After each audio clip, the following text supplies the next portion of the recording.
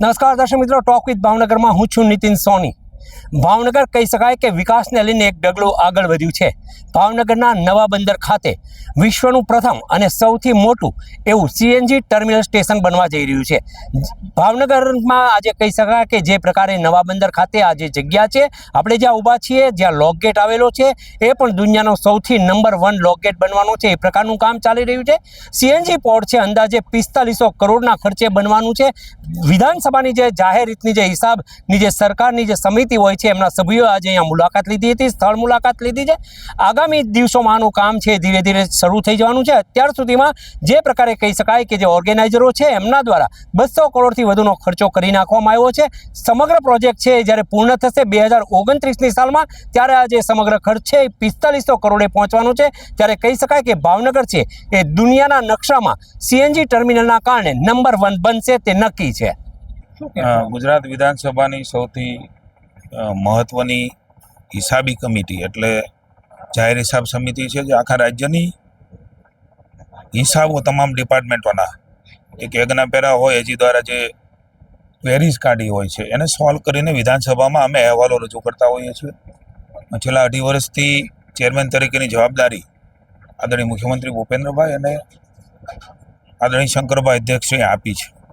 આજે અમારી આ કમિટી અર્જુનભાઈ, નરેશભાઈ ને સૌ ટીમ વતી અમે એસઆઈઆરની પણ મુલાકાત લીધી છે। સાચ અર્થમાં નરેન્દ્રભાઈએ જોયેલું સપનું એ ધોલેરા સર એ સાકાર થતું જોઈને અતિ પ્રસન્નતા વ્યક્ત કરીએ છીએ।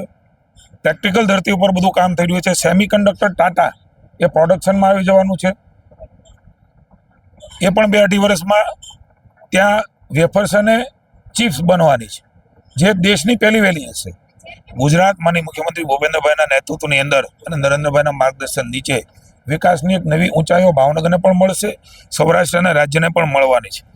અનેક પ્રકારની અલગ અલગ 200 બેડની multi speciality hospital, water treatment plant, sewage treatment plant, common effluent treatment plant, semiconductor ફેબ્રિકેશનનું ટાટાની કામગીરી એ યુનિટની પણ મુલાકાત લીધી। School, fire station, food court, tent city, રોકાણકારો માટે રહેવાની સુવિધાઓ એ પણ ત્યાં થઈ રહી છે। લગભગ 2-2.5 કરોડની માત્ર એ વ્યવસ્થાઓ, એટલે લગભગ 91,000 કરોડ નહીં, એ તો માત્ર ટાટા પૂરતું છે।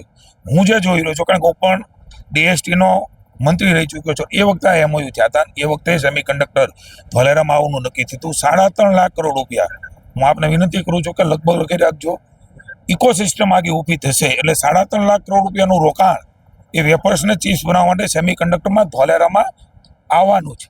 આદરણીય નરેન્દ્રભાઈ, માનનીય મુખ્યમંત્રી ભૂપેન્દ્રભાઈ વગેરેનું જે વિઝન છે, એબીસીડી જે ત્યાં બિલ્ડિંગ બન્યું છે, ત્યાં એ લોકોને વ્યવસ્થાઓ આપી છે, જે પ્રકારનું ડેવલપમેન્ટ છે, મને ભરોસો છે કે 2-2.5 વર્ષમાં સ્કાય ધ લિમિટ એ ધોલેરામાં છે। એ જ પ્રકારે સીએનજી ટર્મિનલ, દુનિયાનું પહેલું સૌથી મોટું સીએનજી ટર્મિનલ, સૌથી મોટો લોક ગેટ એ ભાવનગર બંદર, જે રાજા સાહેબ, આપણા મહારાજા સાહેબની દેન છે। આપણું ઘોઘા, આપણું ભાવનગર બંદર મૃતપાય થઈ રહ્યું હતું, એને પુનઃજીવિત કરવાનો શ્રેય આદરણીય નરેન્દ્રભાઈને જાય છે। કેન્દ્ર સરકારની ઈચ્છા શક્તિ અને વિલ પાવરના કારણે આ સીએનજી એ ભાવનગરમાં સ્થપાઈ રહ્યું છે। એમાં ગેસ પણ આવવાનો છે। અહીંથી હમણાં પ્રેઝન્ટેશન અમે જોયું અને અમે જે જાણ્યું એ પ્રમાણે કારો પણ અહીંથી જવાની છે, એના માટેની તત્પરતાઓ દેખાય છે। એટલે અલગ પ્રકારે જેટીનો પણ વિકાસ અકોડા થશે, એટલે કોલસો જે આવે છે એ પણ આપણી રોજગારીને, ધંધા રોજગારને નુકસાન ન થાય વેપારીઓને, એની પણ ચિંતા કરીશું। વધારાની જે જમીનો મને મુખ્યમંત્રીશ્રીને અમે કહેવાના છીએ કે અહીંયા જે માહિતીઓ મળી છે એમાં અન્ય જમીનો પણ જો જીએમબીમાં રિઝર્વ કરી દેવામાં આવે તો ભવિષ્યમાં ખૂબ મોટું વિકાસની ક્ષમતાઓ આપણા ભાવનગર પોર્ટમાં રહેલી છે।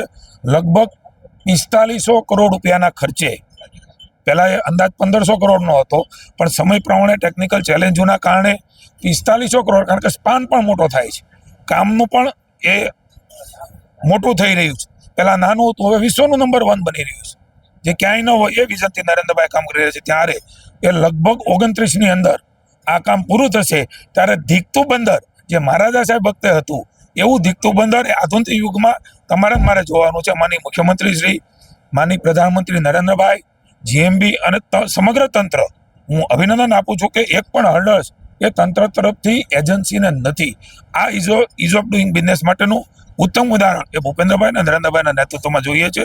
અમારી કમિટી ખૂબ પ્રભાવિત થઈ છે. હજી પણ આવતીકાલે અલંગ જવાના છીએ.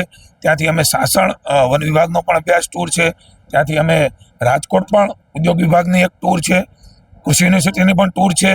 પણ આ બધી જ વાતો એ વિધાનસભામાં અહેવાલ તરીકે અમે મૂકીને રાજ્યના સમગ્ર ધારાસભ્યો વતી આ કમિટી કામ કરે છે. અમારી 15 લોકોની કમિટી એ રાજ્યની વિધાનસભા વતી અમને પાવર્સ આપ્યા છે. એટલે આખો અહેવાલ મૂકીને નાના મોટા પ્રશ્નોમાં અધિકારીઓ સાથે, ડિપાર્ટમેન્ટો સાથે, રેવન્યુ હોય, જીએમબી હોય, ભાવનગર લોકલ કલેક્ટર હોય કે કોઈ પણ હોય, કોર્પોરેશન હોય, એમનું સંકલન કરીને ઘટતું બધું જ કરવા માટે અમે કમિટમેન્ટ સાથે આગળ વધવાના છીએ. Thank you.